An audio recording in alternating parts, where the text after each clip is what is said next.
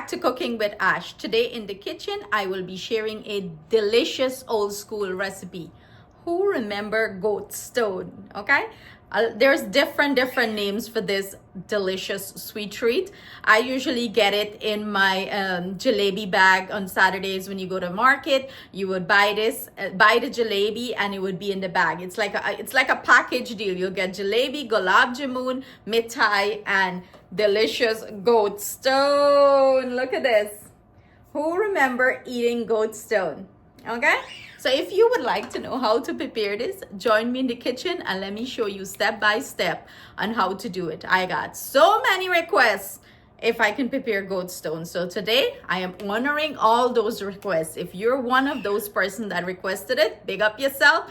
And here we go. Let's prepare this delicious, soft in the inside, it melts in your mouth goat stone. And if you guys know why it's called goat stone, let me know in the comment below, because I have no idea why. Maybe it's because of the shape, how it looks, have no clue. But if you know the story behind it, share it with us, okay? So let's get cooking.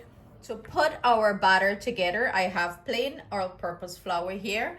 I am gonna go ahead and add some milk powder and nutmeg to this mixture. In goes a little bit of baking powder, and do bear in mind everything I'm using will be listed at the end of this video and you can also find it in the description box below. I'm gonna go in with some yeast, a sprinkle of salt, not a lot, just a pinch of it. I'm gonna go in with my sugar, and we're gonna proceed to give everything a nice mix here. You wanna incorporate everything nicely before you go in with your water and your vanilla extract here. Mix, mix, mix. And this is like a rich, nice smell you're getting from the nutmeg. So now I'm gonna go in with my vanilla extract. Not a lot, just a little bit of it here. Again, mix everything in.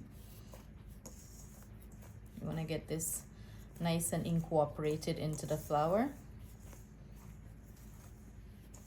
And now I'm going to go in with some lukewarm water. Gradually add some lukewarm water here and bring this to the texture I'm looking for.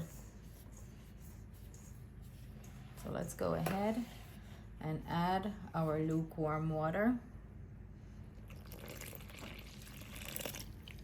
And do bear in mind, you know, I'm gonna put in the ingredients list water. I'm gonna put how much I use, but do bear in mind everyone flour texture is different. You may need more or less depending on the climate that you're living in. That may affect the, you know, the flour texture. And basically what you're looking for here is like a pulauri batter in this sense. You can make this into a softer dough, and you can roll it out and cut this and fry it, like if you're gonna do like a bake dough or something. But this is the authentic original way of doing it, and this is the texture I'm looking for. Like you can squeeze it and you know, it holds its shape, not too liquidy, not too runny. And what I'm gonna do is whip some air into this, like beat it like so. I'm gonna beat it for a minute or two, then I'm gonna pop a lid on and boom, let this rest until it doubles in size. So I'm popping a lid on this and let it sit here and poof for about an hour to an hour and a half. It's very cold here in Connecticut, so it might take a little bit longer to double in size. So I'm gonna just let it rest, and I'll see you guys back shortly. So after resting for an hour and a half, this is what our batter is looking like. As you can see, it doubled in size. It's very cold here, so it took a little bit longer. If you're living in a climate that is warmer, you know, it's gonna double in size faster. So we're gonna proceed to start frying this. What I'm gonna go ahead and do, I'm gonna go ahead and deflate this before we start the frying process. It's easier to work with when you deflate it. to pour it into the oil, or squeeze it or drop it into the oil. Here I have my oil heating up. You want your oil temperature to be medium to low. You do not want this to be screaming hot. Reason being, if it's screaming hot, the outside is going to cook, the inside is going to remain raw. So you want to keep it low and slow here. I have some water here. I'm just wetting my hand. It's like if you're dropping palauri. I'm just wetting my fingers here, the tip of my finger, the hand, you know. And then I'm going to pick up this batter. You can use an ice cream scoop if you would like, but you know, I'm gonna try it this way, like if you're dropping palauri. You want to try to get it wrong as possible, but you know, work with what you have. You can use 2 spoons to do it, whatever is easier for you. So you want to drop it and let it fry until it's golden brown, and then we're gonna drain it in a paper towel.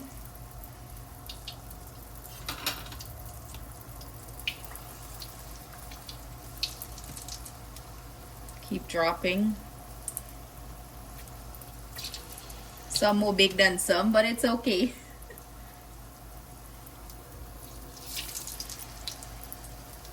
You're looking for a nice rich golden brown color here.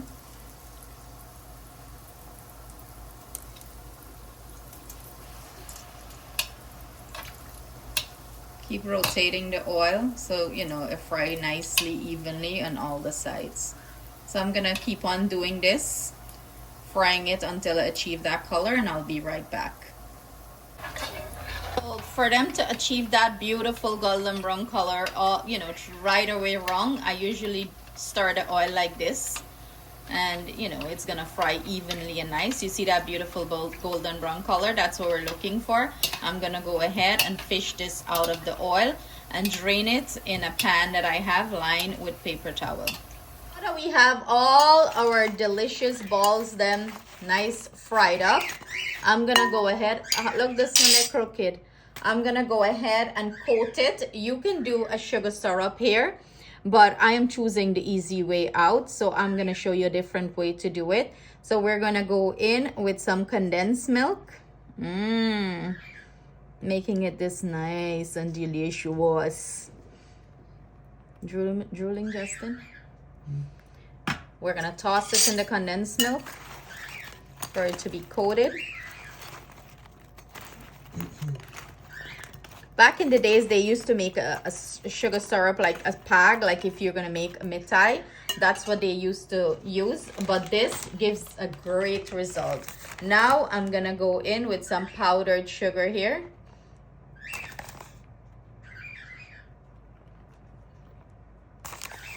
I just went in about 4 tablespoons or so because this is a bigger spoon. And then I'm gonna go in with some milk powder. That's right, milk powder. And then we're gonna toss this in here. You want everything to be nice and coated, rich and coated. See that? And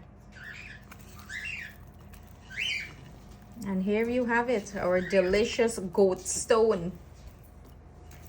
Or some people used to call it goat seed. If anybody know why, y'all drop a comment. If you feel like you need more powdered sugar, go ahead and add it if it's too sticky for you. But this is what it's looking like. This is the finished product. Let's go ahead and break into it.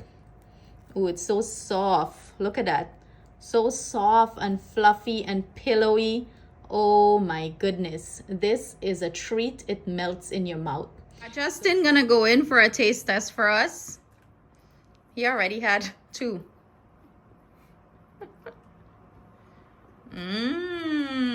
Fluffy.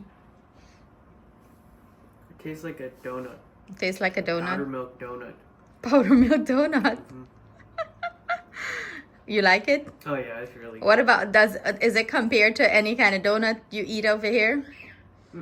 It's different. Yeah, it's definitely different, but I like this preferably more than a munchkin from Dunkin' Donuts. It's soft, it's fluffy. You have all those good notes of the spice. Yeah. So I hope you guys give this recipe a try. And leave a comment if you try it, and let us know in the comments your thoughts on it. Thank you so much for joining us in the kitchen.